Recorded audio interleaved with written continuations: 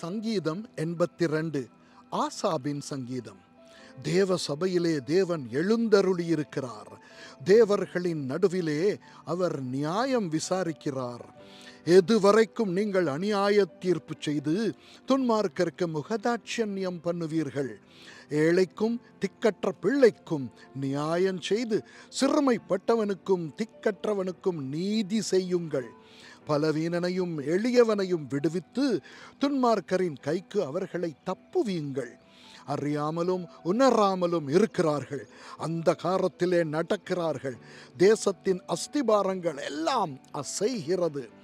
நீங்கள் தேவர்கள் என்றும் நீங்கள் எல்லாரும் உன்னதமானவரின் மக்கள் என்றும் நான் சொல்லியிருந்தேன்.